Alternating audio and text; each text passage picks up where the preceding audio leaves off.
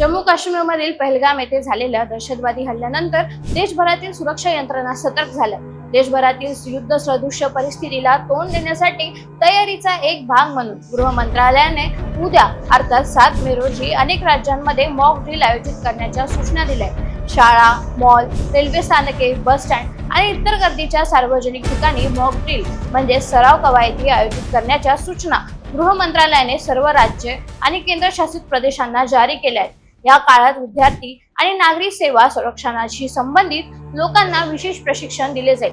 तज्ञांच्या म्हणण्यानुसार mock drill हा केवळ एक अभ्यास नव्हे तर आपत्कालीन परिस्थितीत नागरिकांची सुरक्षा सुनिश्चित करण्याचे एक महत्त्वाचे साधन आहे। सोपा भाषेत सांगायचं झालं तर मॉक ड्रिल ही युद्ध किंवा आपत्तीसारख्या कोणत्याही मोठ्या आपत्कालीन परिस्थितीपूर्वी केलेली तयारी असते। संरक्षण तज्ञ आणि निवृत्ती मेजर जनरल के सिंह म्हणाले की मॉक ड्रिल हे सहसा ऑल आउट वॉर म्हणजेच संपूर्ण युद्ध किंवा दीर्घकाळ चालणाऱ्या युद्धाची शक्यता लक्षात घेऊन आयोजित केल्या जातात। 1971च्या युद्धादरम्यान असा सराव झाला होता।